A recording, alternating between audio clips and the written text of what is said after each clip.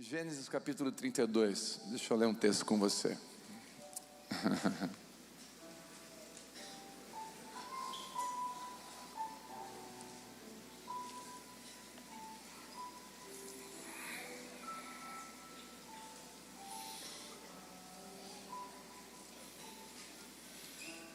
Gênesis capítulo 30, se você não achou Gênesis, nós vamos orar.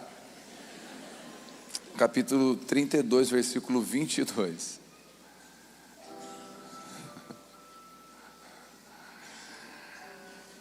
Naquela mesma noite, Jacó se levantou e atravessou o rio de Jaboque, ou val de Jaboque, ou vale de Jaboque, tá? Levando consigo suas duas mulheres, suas duas concubinas e seus 11 filhos. Assim que as pessoas passaram, Jacó fez que também atravessasse o rio tudo que lhe pertencia. Entretanto, ele ficou para trás sozinho. Então chegou um homem que se pôs a lutar com ele até o raiar do dia. Quando o homem percebeu que não seria possível dominá-lo, tocou na articulação da coxa de Jacó, de forma que ele deslocou a coxa, enquanto lutavam. Então o homem declarou a Jacó: deixa-me ir, pois já rompeu o dia. Contudo Jacó lhe rogou: eu não te deixarei partir, a não ser que me abençoes. Ao que o homem lhe inquiriu: qual o seu nome? Jacó, respondeu ele. Então o homem orientou: não te chamarás mais Jacó, mas sim Israel, porquanto com o príncipe lutaste com Deus e com seres humanos e prevaleceste. Suplicou Jacó: prontamente, dize-me, rogo-te, revela-me como te chamas. Replicou o homem: por que perguntas pelo meu nome? E ali mesmo o abençoou. Então denominou Jacó aquele lugar Peniel, face de Deus, porquanto afirmou: vi a Deus face a face, contudo a minha vida foi poupada. 31. Ao romper da alvorada, Jacó atravessou Peniel, mancando por causa do golpe que havia levado na coxa. Vamos orar.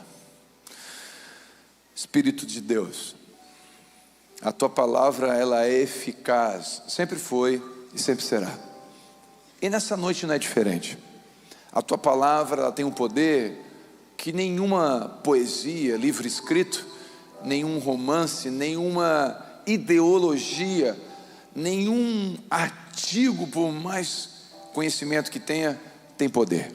A tua palavra tem um poder único, sobrenatural, é como uma espada. Por isso que a tua palavra nessa noite nos corte aonde for necessário, faça divisão daquilo que é da alma e daquilo que é do espírito, daquilo que é teu e daquilo que é nosso. Que a tua palavra possa cair em terra fértil e gerar fruto, fruto doce, fruto bom, fruto para a estação correta.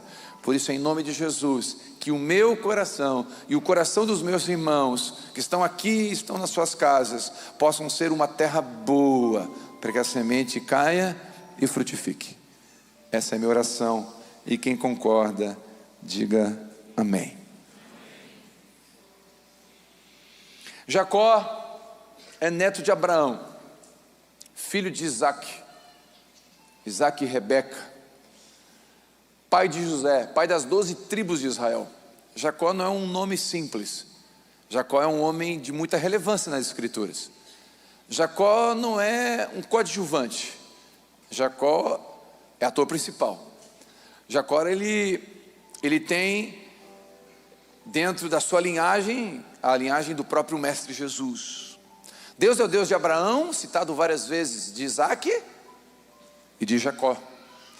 Então Jacó, eu posso dizer que ele é neto de crente, filho de crente, mas Jacó não era crente. Deus tinha uma aliança com Abraão, Deus tinha uma aliança com seu pai Isaac, e Deus também tinha uma aliança com Jacó, mas Jacó ainda não tinha uma aliança com Deus. Deus se manifestou para Abraão, para Isaac, e também se manifesta para Jacó. E aqui, nesse relato que a gente leu, é o encontro da transformação, da conversão de Jacó. Quando Jacó tem um real encontro com Deus, aonde ele é colocado diante do espelho de quem ele é, e ali transformado pelo Deus poderoso. Ele tem um encontro com Deus. Pastor, mas esse homem, a Bíblia fala que é um homem. Sim, mas todos os teólogos vão concordar que foi Deus que lutou com Jacó. Por quê? Porque o texto diz que o homem disse: você lutou com Deus. E a teofania vai explicar que essa expressão usada do homem aqui, a letra maiúscula na frente, vai explicar que era Deus, ou o próprio Jesus, lutando com Jacó. Então lutou com Deus e com os homens, e prevaleceu. Então ele lutou com Deus, era Deus com Jacó.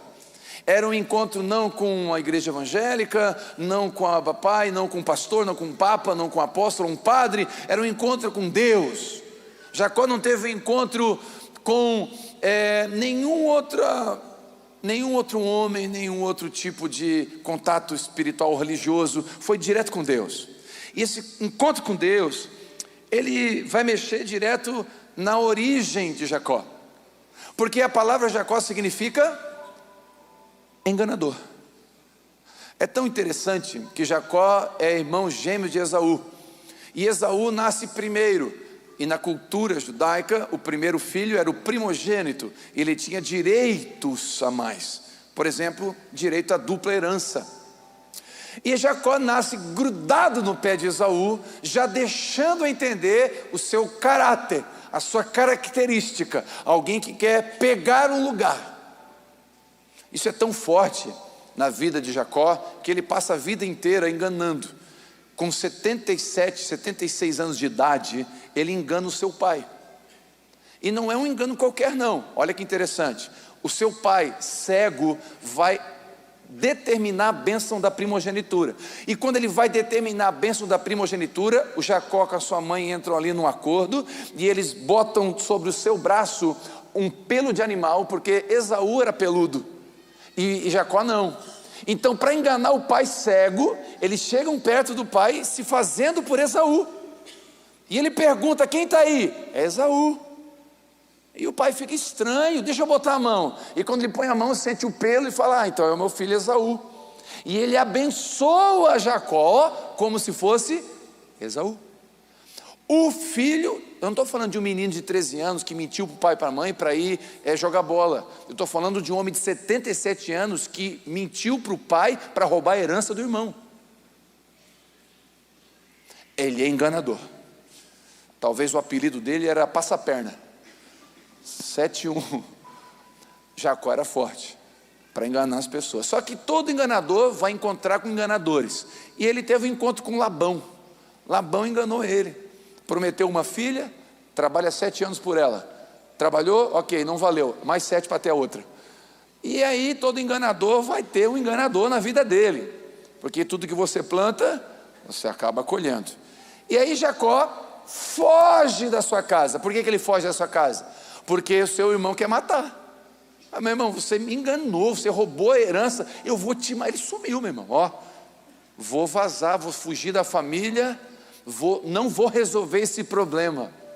E aí, quantas pessoas em escolas missionárias, quantas pessoas em outros países, outros estados, que não foram Deus que mandou, estão fugindo de situações que não resolveram. Quando alguém chega para mim e fala: pastor, estou indo para outro estado, estou indo para outro país, eu pergunto: por quê? Tem coisa a resolver aqui? Se tem coisa a resolver aqui, não vai. Jacó covardemente foge, e ele não resolve a situação. Só que quando a gente anda com Deus, saiba que Ele não vai deixar nada pendurado na nossa vida.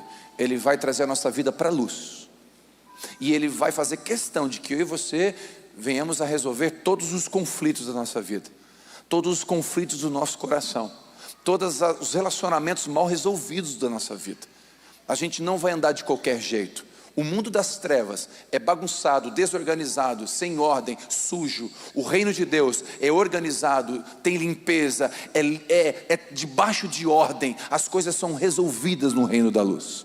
No reino das trevas não. No reino das trevas você vai empurrando, vai enrolando, vai seguindo e deixa a vida me levar. O reino de Deus não. Não é deixa a vida me levar. Eu levo a vida que Deus tem para mim. E a vida que Deus tem para mim envolve luz. E Jacó está num caminho. Qual o caminho, pastor? Ele recebeu a notícia que o irmão dele está vindo ao encontro dele. E ele sai ao encontro do seu irmão. Só que o irmão está vindo com 400 soldados. Pensa, o teu irmão que você enganou está vindo com você com 400 soldados. E você tem alguns servos, 4 mulheres e 11 crianças. Está desproporcional. Não vai dar certo. Se esse cara inventa de querer passar a espada, morre todo mundo. E Jacó é muito esperto. Se você ler os primeiros versículos, ele manda uns mensageiros na frente. Ele é tipo aquele marido que está atrasado e passa num lugar, compra um presente. Amor, ó, chega, entra assim já em casa, né? Aquele presente na frente acalma, né? É igual aquela mensagem que tu começa a mandar chegar em casa para resolver porque você está errado. Tem pessoas que fazem isso, amor, tu acredita? Porque ela ficou me olhando. Ela ficou me olhando assim. Falei, tem pessoas, tem homens que, irmão, não vale nada. Aí Jacó manda mensageiros, manda presentes, e ele está indo atrás com as suas 2 mulheres, 2 concubinas e as crianças. Aí eles estão vindo. Aí eles estão passando por esse lugar, o Val de Jaboque, aqui ó, estão passando aqui. Aí ele dá um passinho para trás, passa as coisas, passa as mulheres, as crianças, e ele fica sozinho. Então primeira coisa que eu aprendo aqui, escute. No caminho da reconciliação, porque ele estava no caminho da reconciliação com seu irmão. É um caminho. No caminho da reconciliação, muitas vezes, Deus permite que a gente fique sozinho. Porque o encontro que Deus quer ter comigo e com você, não tem que ter outra pessoa junto. E aqui envolve, muitas vezes, solidão, abandono. E essa solidão e esse abandono vão ser terreno fértil para Deus fazer o que Ele precisa fazer. Aí você pensa, eu estou me sentindo sozinho, muita gente me abandonou. Não, não é muita gente me abandonou, é Deus dizendo, eu quero criar um ambiente para ter um encontro contigo. Porque eu não quero ter um encontro com todo mundo, eu quero ter um encontro com você. Enquanto tiver todo mundo perto de você, eu não consigo ter um encontro com você. E Deus permite, muitas vezes, a solidão, porque o encontro é pessoal. O encontro não é coletivo. O encontro é uma experiência individual. Escute, uma experiência coletiva não substitui uma experiência pessoal. Deus não oferece uma experiência para a sua família sem antes oferecer uma experiência para você. Muitos de nós queremos que a nossa família seja salva, mas muitos de nós ainda não tivemos um encontro pessoal com Deus. E nós queremos que a nossa família seja salva, mas nós ainda não tivemos um encontro salvador com Jesus. Então Ele quer ter um encontro comigo primeiro. Ele quer, a Vivi sempre usa essa frase, Deus não restaura casamentos, Deus restaura pessoas. Pessoas restauradas restauram casamentos. Eu posso dizer que Deus não restaura relacionamentos, Deus restaura pessoas. Pessoas restauradas restauram relacionamentos. Porque só uma pessoa restaurada tem coragem de ir lá num relacionamento quebrado e pedir perdão. Só uma pessoa tocada, transformada por Deus, tem coragem de se humilhar e reconhecer os seus erros, perdoar e pedir perdão. Só uma pessoa restaurada tem coragem de fazer como Jacó fez. Depois você lê em casa todo o capítulo anterior e esse capítulo, que ele se ajoelha para o seu irmão. Só uma pessoa que teve um encontro com Deus tem coragem de fazer isso, de se humilhar, de perder, de abrir mão. Uma experiência. Deus de Abraão, o Deus de Isaac, o Deus de Jacó, deseja ser o Deus pessoal e insubstituível meu e seu. Não fique com esse negócio de minha avó, minha mãe. Não, Deus é o Deus de Abraão, ok, meu vô, o vô de Jacó, o pai de Deus de Isaac, mas Deus também tinha que ser o Deus pessoal de Jacó. Filho de crente, crentinho não é. Marido de crente, crentinho não é. Esposa de crente, crentinha não é. Não é, é individual. Então, Deus permite esses lugares. Olha que interessante, muitas vezes Deus precisa, não reclame de pessoas que estão te deixando. Pode ser o ambiente, o momento perfeito para o encontro de você e Ele. Quem já ouviu essa frase, quem não vem pelo amor, vem pela dor? É uma frase que dá para analisar ela, tem verdades e inverdades, mas vamos pegar a verdade dela. Às vezes, a dor é a ferramenta que Deus usa para que a gente tenha um encontro com Ele. E aqui no culto de homens na quinta-feira, quantos testemunhos eu já ouvi? Pastor, eu nunca botaria o pé numa igreja, mas depois que eu fiquei sozinho, que a minha esposa me deixou, eu estou aqui buscando a Ele. E Deus permite alguma solidão, em alguns momentos, proporcionalmente e propositalmente. Segundo,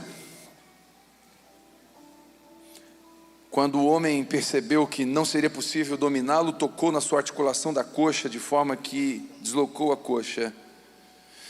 Todo encontro com Deus, nós teremos uma luta entre quem eu sou, o enganador, e entre aquilo que Deus quer que eu me torne, um príncipe. Todo encontro com Deus vai ter uma luta. Escute isso. Todo encontro com Deus, a carne vai perder alguma coisa e o espírito vai se fortalecer em alguma coisa. Todo encontro com Deus, alguma coisa minha vai ser perdida para alguma coisa de Deus vir na minha vida.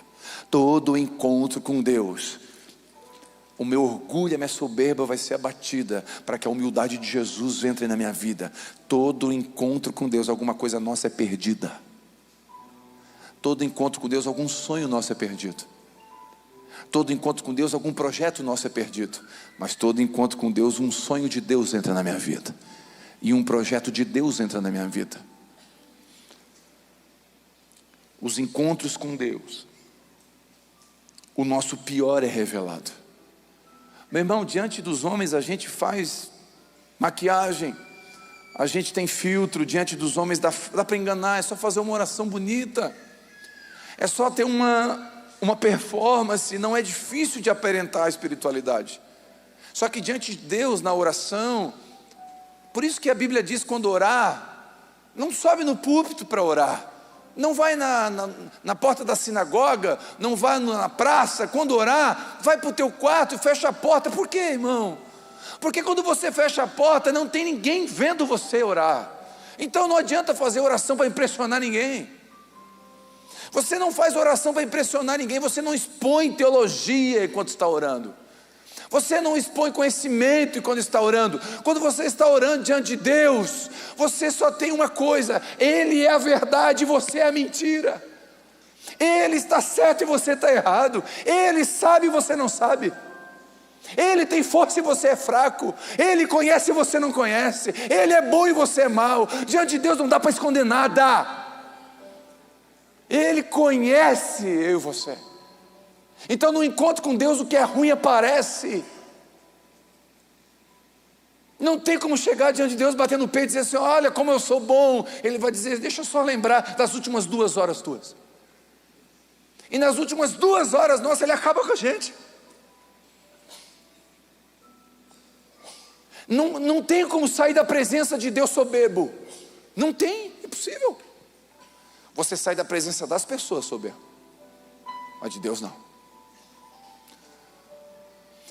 Esse encontro com Deus pessoal, ele vai trazer à luz o que está dentro do nosso coração. A dracma perdida, escute isso. A dracma perdida, a Bíblia fala que acendeu a luz primeiro, depois varreu. Por que acende a luz primeiro, pastor, e depois varre? Porque se você não acender a luz, você varre coisas preciosas junto. Se você varrer a casa no escuro, talvez vai ter brinco que vai estar no chão, vai ter anel, vai ter brinquedo que você comprou, e você varrer no escuro, você vai jogar tudo fora. Por isso que Deus vem no encontro com Ele, Ele começa a trazer luz na nossa vida, e Ele começa a dizer: olha, acendeu, está vendo? Está vendo? Isso aqui é sujeira, isso aqui é precioso. Isso aqui tem preço, isso aqui tem valor. Cuidado, filho, varre só o que tem preço aqui, mas não varre o que tem valor. Quando acende a luz, você começa a enxergar: peraí, meu Deus, eu estava varrendo a minha família, eu estava varrendo os meus filhos para longe de mim. Porque a luz faz isso. A luz coloca as coisas no devido lugar, você observa. Então não tem como varrer sem luz. O encontro com Deus é isso. Ele vem, ele acende, ele fala: Telmo, percebe o que, Senhor? Filho, você está varrendo coisas preciosas.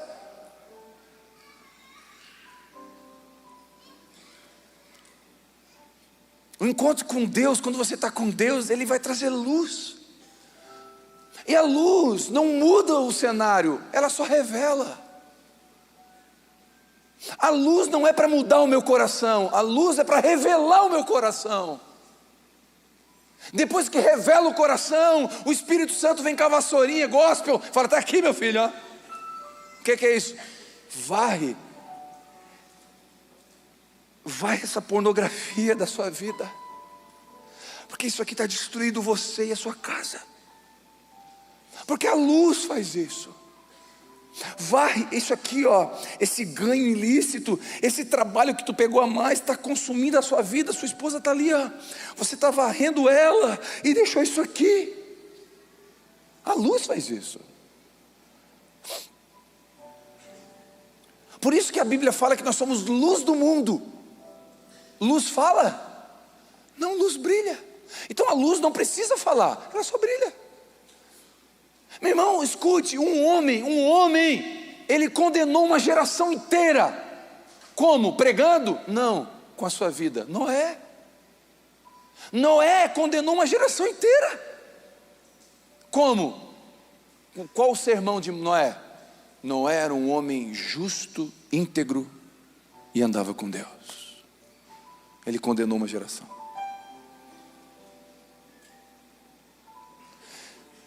Então o encontro com Deus vai mostrar quem a gente é de verdade.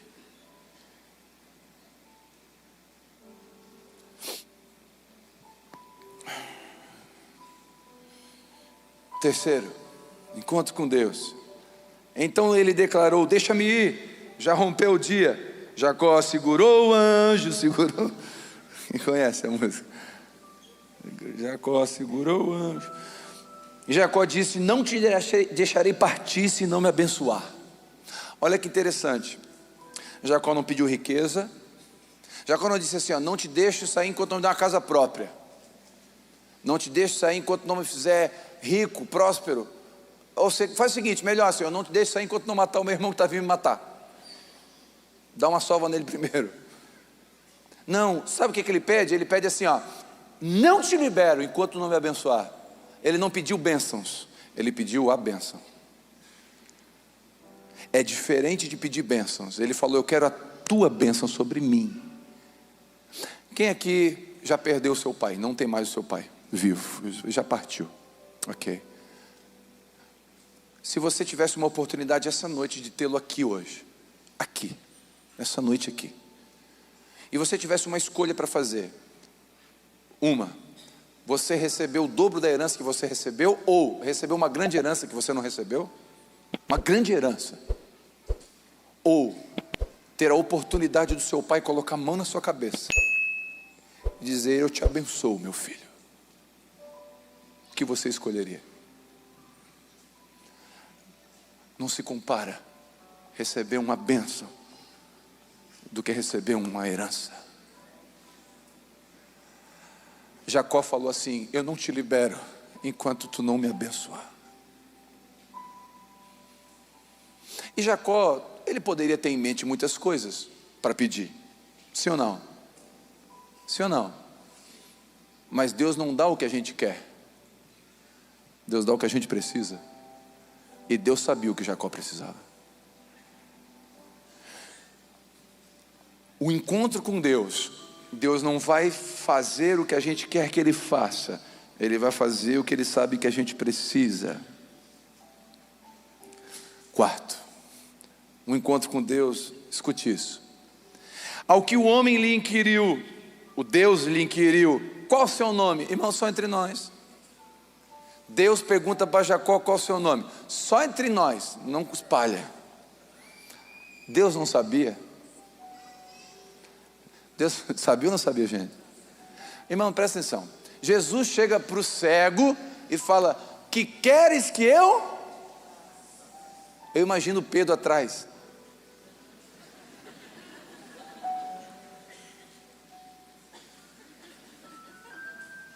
Tipo assim, o cara é cego, ele quer ver, não tem dúvida. Quando Deus chega para Adão e fala: Adão, onde tu está? Deus estava perdido no jardim, não sabia onde estava Adão. Ó Deus perdido. Isso é uma das maiores heresias que eu já preguei na minha vida, Deus perdido. Não, Deus sabia onde estava Adão. Só que a pergunta de Deus para Jacó tinha um propósito, e eu vou provar para você. Com 77 anos, 25 anos atrás, Jacó estava diante do seu pai cego. E o seu pai pergunta: quem está aqui? Qual o seu nome? E ele diz: Esaú. Porque diante dos homens a gente pode mentir. Agora Deus está perguntando a mesma pergunta: quem está aqui? Com quem que eu falo? Qual é o seu nome? Só que diante de Deus não dá para mentir. E Jacó não titubeia, ele fala: quem está aqui é o enganador, não é Esaú. Nós podemos enganar os homens, mas ele não. E naquele lugar que eu enganei, ele me dá chances de redimir. Aonde eu defraudei, ele me dá chance para devolver. Aonde eu machuquei, ele me dá chance para curar. Aonde eu feri, Deus me dá chance para honrar. Aonde eu causei desonra, ele me dá chances. Deixa eu dizer uma coisa para você: tem lugares da minha e da sua vida que a gente defraudou, machucou, feriu, enganou. Deus vai dar chance para voltar nesse lugar e vai perguntar: vou te dar uma chance, volta a cena. Agora não é o seu pai cego, agora é o Deus Todo-Poderoso. E eu te faço uma pergunta: qual o seu nome? Não dá para fugir. Meu nome é Jacó. Era tudo que eu precisava ouvir. Eu já sabia, mas eu precisava ouvir da tua boca. Porque no mesmo lugar que você enganou seu irmão e seu pai, eu estou te dando uma chance. Porque você vai se encontrar com seu irmão daqui a pouquinho. Mas eu preciso que outro homem se encontre com seu irmão, não Jacó. Porque se Jacó se encontrar com seu irmão, ele vai enganar de novo. Mas se Israel se encontrar com seu irmão, vai ter restauração. Ele não vai deixar você chegar no mesmo lugar com o mesmo coração. Você vai chegar no mesmo lugar com outro coração. Porque senão vai ser a mesma história. E o ciclo de reprovação não vai mudar. Mas o ciclo de reprovação quebra quando você chega no mesmo lugar com outro coração. E agora você não vai dar troco. E agora você não vai enganar. E agora você vai apanhar se for preciso. Mas você não vai devolver com a mesma moeda, porque você não é mais Jacó. Quinto, não te chamarás mais Jacó, mas Israel, porquanto como um príncipe lutaste com Deus e com os seres humanos. Jacó recebe a maior bênção que ele poderia receber. O encontro com Deus o transformou, lhe deu uma nova identidade, um novo propósito, um novo destino, um novo nome. O encontro pessoal com Deus sempre tira algo nosso e nós recebemos algo dele. O encontro com Deus redime o nosso passado vergonhoso e nos garante um futuro glorioso. O encontro com Deus muda a minha história, a sua história. Eu quero indicar para você que não acompanha, não viu ainda, uma série chamada The Chosen. Muitos irmãos já conhecem. Ela é muito abençoadora. Ela corre pela história bíblica, tem momentos que ela sai trazendo a realidade dos discípulos e de Jesus humano, mas ela retrata bem Jesus Deus. Eu particularmente gosto muito da série, fala muito comigo. É claro que tem uma coisa ou outra que não está escrito na Bíblia, então você tem que ter maturidade, mas é uma série maravilhosa, uma boa série para evangelizar pessoas.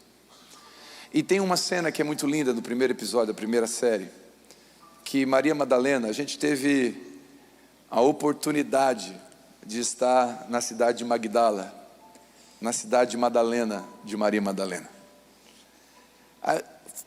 Foi muito emocionante, foi o primeiro lugar que a gente foi. E a gente estava do lado da sinagoga, onde Jesus pregava com seus discípulos.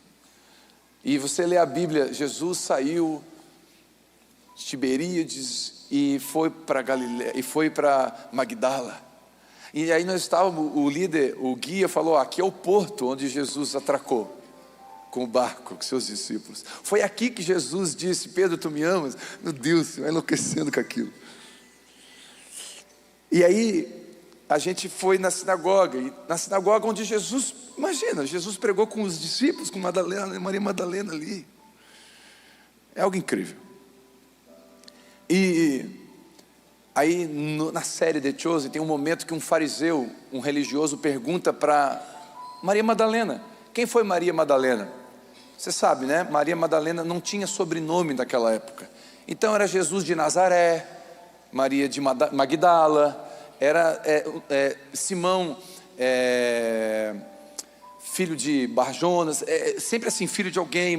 Então era só para você identificar. Então olha que interessante. Ele pergunta para Maria Madalena, Maria de Magdala, o que aconteceu com você? Por que ele pergunta na série? Porque ela era uma mulher endemoniada. A Bíblia diz que ela tinha 7 demônios. E foi liberta de 7 demônios. Então ela tinha demônios. E Jesus a libertou. E ela teve a libertação em Jesus. E agora Maria Madalena foi a primeira mulher, a primeira pessoa a ver Jesus ressurreto, no dia da ressurreição. Maria Madalena era próxima do ministério de Jesus. E aí o fariseu pergunta na série, o que aconteceu com você? Eu te vi endemoniada. E ela responde, do que eu era e do que eu sou, no meio foi Ele. Porque é Ele entre Jacó e Israel. É Ele entre o Telmo mentiroso e o Telmo que fala a verdade. É Ele entre um homem adúltero e um homem que anda em santidade. É Ele, é só Ele. É Ele, se não for Ele, a gente não consegue. Eu estava conversando com um menino aqui com guerras na sua sexualidade. Eu estava conversando esse dia com um menino com guerras com drogas. Eu falo, irmão, a sua guerra é diferente da minha, mas eu tenho guerra também. E o que me sustenta de pé é Ele. Então não pense que eu sou melhor do que você que tem essa guerra. Eu tenho outras guerras, mas é Ele que me sustenta entre o enganador que vivia no engano e alguém que é um príncipe de Deus. É Ele, é só Ele. Não tem como ser de outra forma. E esse encontro com Deus faz isso. Sexto, ao romper da aurora, Jacó atravessa Peniel mancando por causa do toque na sua coxa. Deixa eu dizer uma coisa para você. Existe um caminho entre o que Deus quer de mim e o lugar que Deus quer que eu chegue. Esse caminho da reconciliação, ele é um caminho que no meio vai ter o encontro. Jacó está indo para reconciliar com seu irmão. Lembra dos 10 leprosos? Eram 10 leprosos, sim? Jesus dá ordem para os 10, ele fala assim, vão lá, se apresenta para o sacerdote. Jesus não falou assim, vocês vão ser curados no meio do caminho. Ele não falou isso. Ele falou, vão lá e se apresenta para o sacerdote. E eles saem os 10. A Bíblia diz que no meio do caminho eles estavam curados. O que aconteceu? Nós somos curados. Eles nem chegaram no sacerdote. Um deles falou, peraí, eu vou voltar. Os outros 9, eu estou leproso, eu estou sem a minha família, eu vou visitar minha família. O leproso não podia ter família, não podia ter comunidade social. Então ele falou, eu vou para a escola, eu vou visitar alguém, eu preciso. Um voltou. E quando ele volta, Jesus pergunta, mas não foram 10 curados? Só um voltou? Então você está salvo. A obediência levou à cura, mas a gratidão levou à salvação. Tem um processo aqui quando eu estou indo obedecer, me consertar com alguém, que vai me levar à cura. Tem curas na minha vida e na sua vida, lugares, acessos que Jesus ainda não entrou, que a obediência vai fazer esse encontro acontecer.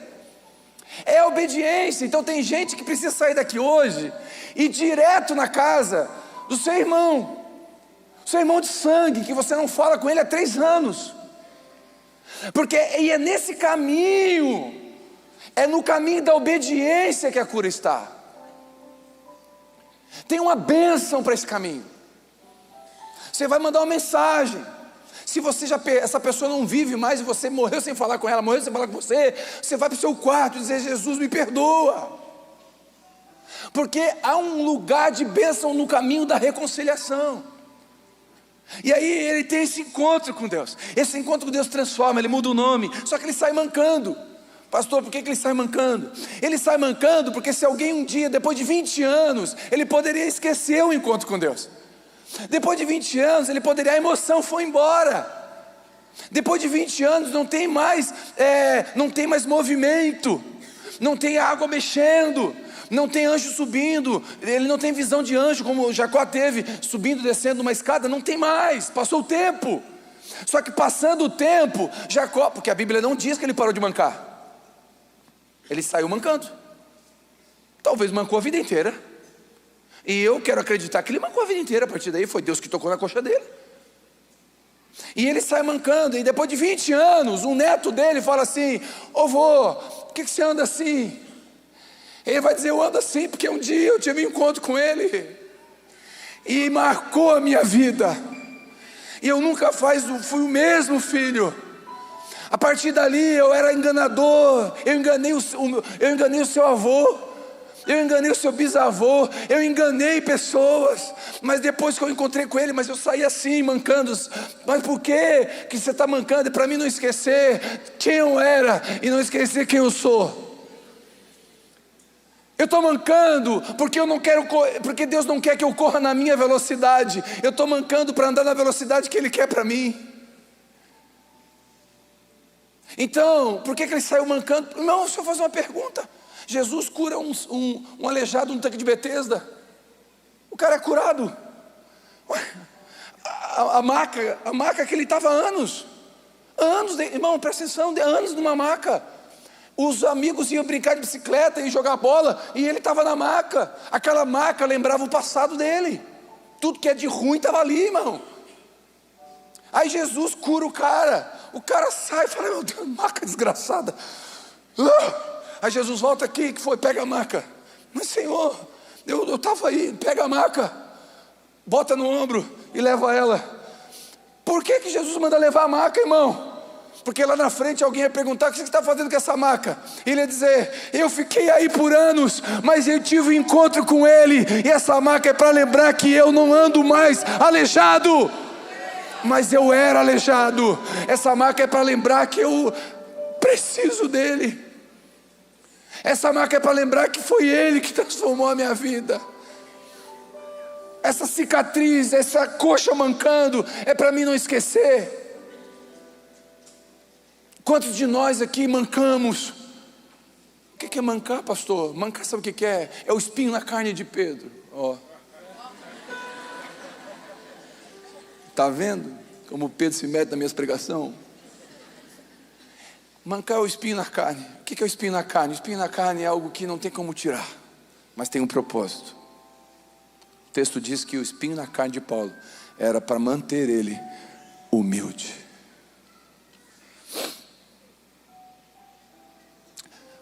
Eu não sei qual o espinho na carne de Paulo. Muitos teólogos conjecturam que era uma doença, pelo fato dele dizer que em algumas cartas eu escrevi de próprio punho, outras ele fala que alguém escreveu para ele. Então talvez era uma doença na mão, talvez a sogra, mas porque Jesus curou a sogra, então ele ficou ninguém sabe. Mas eu tenho, já que ninguém sabe, é só conjecturar, vou conjecturar também, tá bom? De verdade, eu tenho comigo isso, que o espinho de Paulo era o seu passado. Porque imagina o apóstolo Paulo se converteu aqui em Criciúma. Veio num culto na Bapai. O apóstolo Paulo, gente, só para ter o controle, ele matava crente semana passada. Aí os atalaia recebem, ei gente, passa o toque um pro outro. Entrou Paulo aqui, gente. O cara, então, chama a polícia. Não, ele está vindo para o culto. Não, vamos deixar ele entrar no culto, mas ele matou uns irmãos semana passada. Não, mas deixa ele entrar no culto, vai que Deus fala com ele. Aí o cara do Boas-Vindas, o Paulo entrando, o que foi? Não, vim para o culto. Senta lá no cantinho, lá perto do banheiro. O apóstolo Paulo veio para o culto, irmão. Pensa, atenção, irmão, o cara matava crente, ele veio para o culto dos crentes. Aí aceitou Jesus. Eu quero fazer um convite aqui, que o Paulo vem chorando. Aí o Paulo vem chorando do presbitério. Não vou botar a mão nele não. Aí o cara se converte de verdade, irmão. Aí ele me procura no final do culto. Eu me arrependo. Eu vou te mandar para um grupo de convívio do Adriel e da Mary. Vai lá, bom lugar bom para você. Deus vai te usar poderosamente. Aí ele vai lá no grupo de convívio na terça-feira. Todo mundo tenso. Alguém revistou ele? Vê se ele está armado. Aí está lá, vamos fazer uma oração. Aí tem umas irmãs lá no grupo de convívio que vão fazer uma oração e começa a orar ali, e o Espírito Santo vem. E quando começa a orar, uma das irmãs fala assim: Deus, meu coração está muito triste, porque desde que o meu filho Estevão morreu, eu não sou a mesma. E o apóstolo Paulo ouvindo a oração dessa irmã em Cristo agora. E a outra levanta a voz em oração e fala: meus filhos, eu tenho saudade. E os filhos, a Bíblia diz que Paulo matou os que seguiam o caminho. Agora imagina o apóstolo Paulo dentro da igreja, ouvindo relatos de pessoas que ele matou. Não tem como apagar isso da história. Você consegue esquecer? Ninguém consegue esquecer. Paulo também não esquecia. E aquilo talvez era um espinho. E todas as vezes que ele dizia assim: eu tive uma grande revelação. Ele via a mãe de Estevão. Ele dizia: gente, eu tive uma revelação, mas foi uma pessoa que foi para o terceiro céu, não quero dizer quem foi. Porque eu manco. Eu ainda tenho coisas na minha vida. E eu ainda carrego a minha maca. Por que ele te deixa mancando? Não sei. E antes da gente cear, eu quero te dar uma palavra de bênção, de encorajamento, para você que precisa consertar. Deixa eu contar um testemunho. Testemunho não vale para base doutrinária, mas vale para encorajamento. Só para você entender. O que é um testemunho? Pastor, eu vi um anjo. Então todo mundo tem que ver anjo. Não, é testemunho, é pessoal. Então eu quero dar um testemunho pessoal. Não significa que é padrão, que é uma doutrina. Só para você ficar tranquilo. Fui conversar com um casal, uns anos atrás. Não era aqui, era lá na Avenida Centenário. O casal me procurou: pastor, nós estamos assim, nós temos uma casa para vender. Faz 5 anos que a casa está para vender. E a gente precisa de uma oração forte para vender essa casa.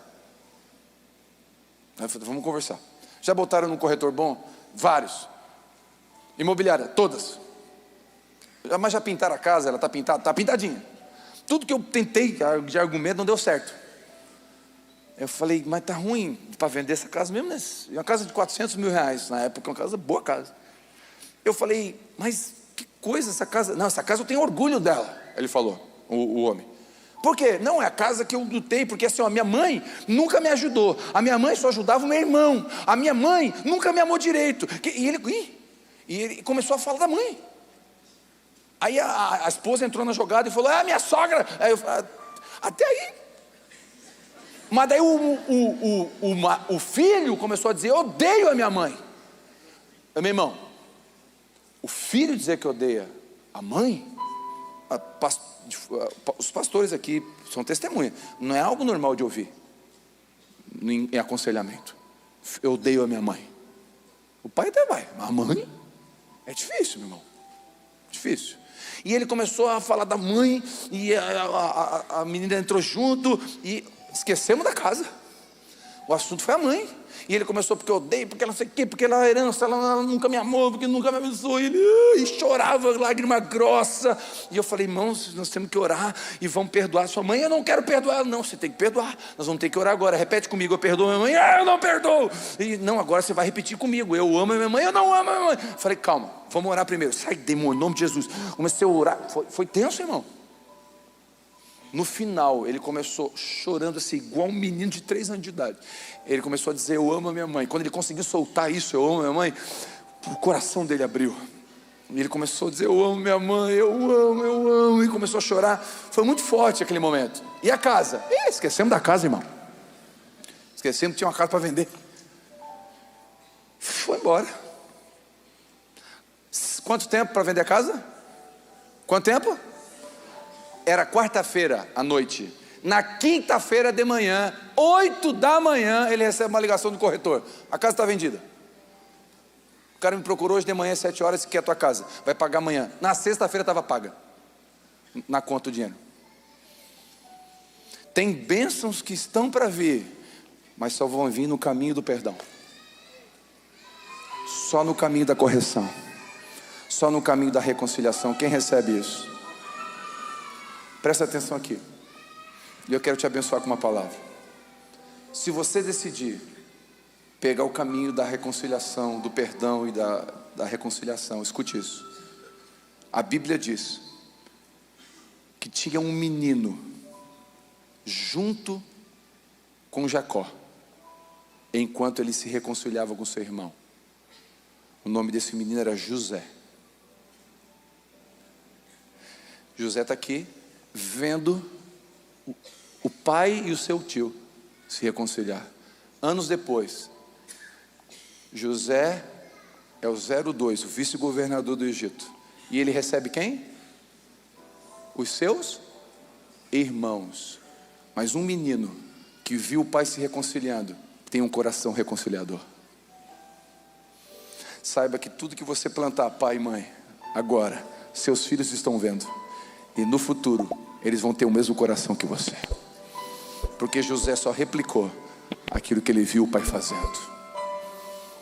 Você vai colher nos seus filhos. Porque eles vão ver você fazendo. Quando você recebe essa palavra?